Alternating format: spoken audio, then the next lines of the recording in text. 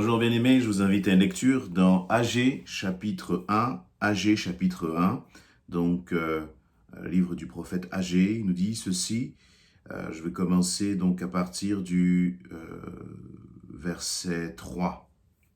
Agée chapitre 1, verset 3, il nous dit ceci. C'est pourquoi la parole de l'Éternel leur fut adressée par Agée, le prophète, en ces mots.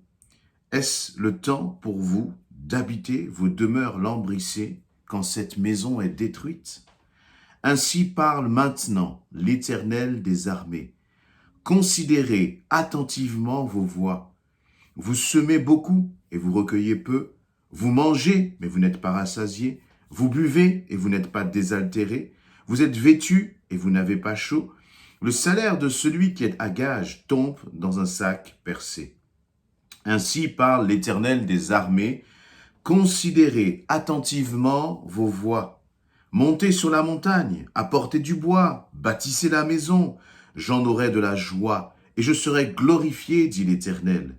Vous comptiez sur beaucoup, et voici, vous avez eu peu. Vous l'avez rentré chez vous, mais j'ai soufflé dessus. Pourquoi, dit l'Éternel des armées? À cause de ma maison qui est détruite. Tandis que vous, vous empressez chacun pour sa maison. C'est pourquoi les cieux vous ont refusé la rosée, et la terre a refusé ses produits. J'ai appelé la sécheresse sur le pays, sur les montagnes, sur le blé, sur le mou, sur l'huile, sur ce que la terre peut rapporter, sur les hommes et sur les bêtes, et sur tout le travail des mains. Amen. Amen. Voilà. Quel est le contexte? Eh bien, le peuple d'Israël avait été exilé, la ville de Jérusalem ainsi que le temple avait été détruit par le roi Nebuchadnezzar. Et le peuple, interpellé par l'Éternel, eh bien, s'était lancé dans la reconstruction du temple de Jérusalem. Mais il y avait eu quelques oppositions et on pourra partager ce passage dans pendant une autre exhortation. Eh bien, ils avaient voulu rebâtir et finalement, face à l'opposition, ils s'étaient découragés.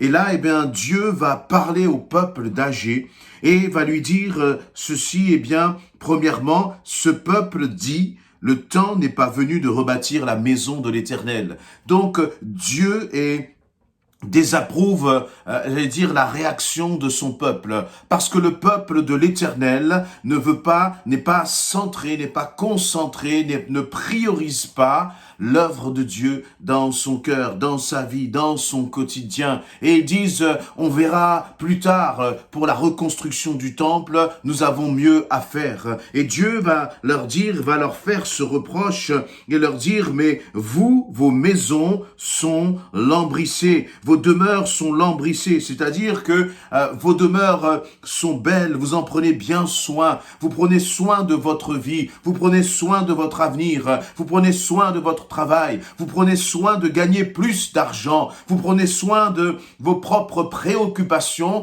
pendant que moi, ma maison, dit l'Éternel, est détruite. Et donc là, on a une image vraiment qui symbolise parfois la façon dont, là où nous mettons nos préoccupations. Quelles sont tes préoccupations? Quelles sont mes préoccupations? Est-ce que nos préoccupations sont tournées vers le royaume de Dieu? Est-ce que nos préoccupations sont tournées vers le fait que des hommes et des femmes entendent parler du nom de Jésus-Christ? Est-ce que nos préoccupations sont tournées vers les autres afin que les autres soient bénis et encouragés en entendant la parole de l'Éternel? Ou est-ce que notre préoccupation, c'est de gagner plus d'argent, d'avoir un meilleur travail, d'avoir une belle maison, d'avoir une promotion, de pouvoir changer notre voiture?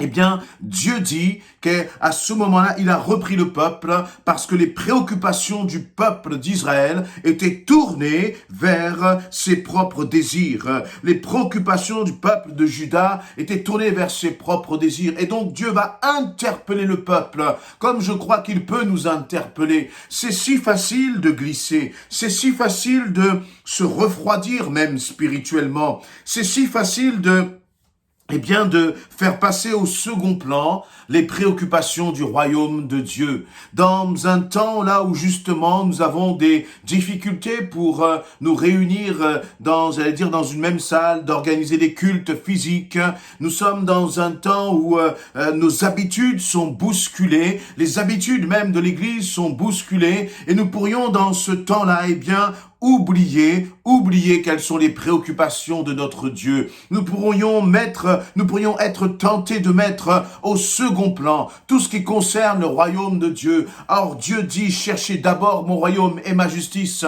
et toutes choses vous seront données par-dessus tout. Et c'est exactement ce qu'il enseigne là. À partir du verset 8, eh bien, l'Éternel va dire au prophète Agé, monte sur la montagne, apporte-moi du bois. Parce que là, en fait, la réalité, c'est que vous semez beaucoup pour vous-même et vous recueillez peu. Vous mangez beaucoup pour vous-même, mais vous n'êtes pas rassasiés. Vous buvez beaucoup, mais vous n'êtes jamais désaltérés. C'est-à-dire que vous courez après des passions de ce monde. Vous courez après des préoccupations de ce monde, mais la réalité, c'est que votre niveau de satisfaction est à zéro. Votre niveau de satisfaction est nul parce que vous courez vers des choses qui sont éphémères, passagères, et que nous nous trompons lorsque nous mettons les choses de ce monde, lorsque nous mettons les préoccupations de ce monde avant les choses de notre Dieu. Et c'est si facile de glisser, c'est si facile de petit à petit s'endormir spirituellement, c'est si facile de refroidir dans sa relation avec notre Seigneur, parce que nous avons tellement de projets en tête.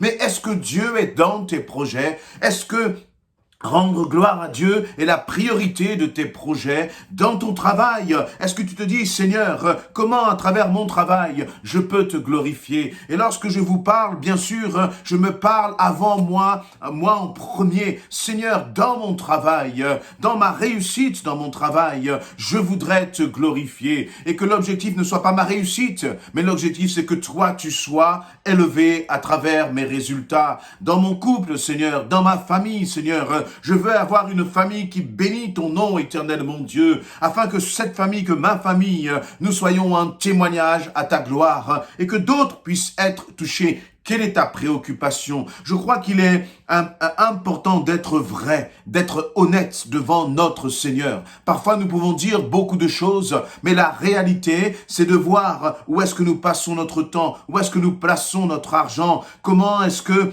avec qui nous passons notre temps. Est-ce que nous passons du temps à appeler des frères, à appeler des sœurs pour les encourager, pour prendre de leurs nouvelles, là comme pour manifester le fait que le royaume de Dieu, que le corps de Christ est important pour nous? Est-ce que tu vas appeler des personnes parce que tu sais qu'ils passent par un moment difficile, peut-être un collègue de travail, peut-être une relation, et tu te dis, bien Seigneur, je peux être utile à cette personne. Et à travers cela, c'est ainsi que nous bâtissons le royaume de Dieu. C'est ainsi que nous bâtissons son temple plutôt que de nous occuper de nous-mêmes. Et là, déjà, au verset 4, lorsque le Seigneur dit « Est-ce le temps pour vous d'habiter vos demeures lambrissées quand cette maison est détruite ?» C'est-à-dire, est-ce le temps pour vous de prendre soin tant de vos propres préoccupations quand mon royaume n'avance pas, quand mon royaume n'est pas annoncé? Déjà, pour réaliser que le royaume de Dieu n'est pas forcément dans un bon état comme il était à cette époque-là, il faut se préoccuper déjà du royaume. Parce que si on ne se préoccupe pas du royaume, on ne va même pas s'apercevoir que le royaume de Dieu est en mauvais état. On ne va même pas s'apercevoir que le Seigneur est en train de nous appeler et nous dire « J'ai besoin de toi, je veux œuvrer à travers ta vie, je veux utiliser ta vie pour que mon royaume soit construit, pour que des âmes soient touchées, pour que la lumière de Christ soit répandue autour de toi. » Mais parfois, nous sommes tellement dans nos préoccupations que nous oublions tout ce qui concerne le royaume de Dieu. Et nous ne comprenons pas pourquoi nous nous sentons si vides. Nous ne comprenons pas pourquoi les choses n'évoluent pas autour de nous, pourquoi il n'y a pas de changement autour de nous. Et c'est ce qu'il va dire. Il dit... Vous comptiez sur beaucoup et voici, vous avez eu peu. Voyez, et le Seigneur dit que lui-même, il va comme appeler la sécheresse sur le pays. Il va comme appeler la sécheresse sur la montagne, sur le blé, sur le mou et sur l'huile. C'est-à-dire que le Seigneur lui-même va appeler la sécheresse sur tes projets. Il va appeler la sécheresse sur, j'allais dire, tout ce que tu voulais voir se réaliser dans ta vie. Il va appeler la sécheresse parce qu'il n'est pas dedans. Et à travers cette sécheresse, ce que Dieu veut, ce n'est pas que tu sois malheureux, mais c'est que tu puisses réaliser que peut-être que la direction que tu es en train de prendre n'est pas la bonne, que les préoccupations que tu es en train de mettre dans ta vie comme étant prioritaires ne sont pas les bonnes priorités. Par contre, si tu agis selon le cœur de Dieu, si tu mets Dieu au centre de ta vie, si tu mets les préoccupations de Dieu au centre de ta vie, si pour toi l'Église même est une préoccupation, si pour toi, j'allais dire, le fait que ceux qui sont autour de toi entendent parler de l'Évangile, alors oui, ça va te coûter. Parce que au lieu de bâtir pour ta maison, il va falloir que tu prennes du temps, il va falloir que tu prennes de ton argent, il va falloir que tu t'organises autrement pour que Dieu soit ta priorité. Et donc, il va falloir renoncer à un certain nombre de choses pour ta propre vie. Mais en renonçant à ces choses, eh bien, là, le Seigneur va amener la bénédiction sur ta vie. Parce qu'en bâtissant pour le royaume, Dieu va bénir ta vie. Et il va te désaltérer. Il va te renouveler. Il va te restaurer. Il va ouvrir des portes que toi-même, tu n'aurais jamais imaginé, alors que tu t'étais battu avec tes propres forces et que tu n'as rien vu avancer. Si tu prends le temps de dire, Seigneur, je veux vivre pour toi, alors tu verras combien Dieu va ouvrir des voies sur ton chemin. Ensemble, bien-aimés, ensemble, bâtissons le royaume de notre Dieu. Ensemble, investissons nos vies, nos dons, nos talents pour que le royaume de Dieu avance et que pour que notre Dieu soit glorifié. Amen, amen. Ne nous laissons pas sombrer dans une paresse spirituelle, dans une tiédeur spirituelle, mais réveillons-nous et vraiment allons à ce qui est essentiel, c'est-à-dire le royaume de Dieu. Amen.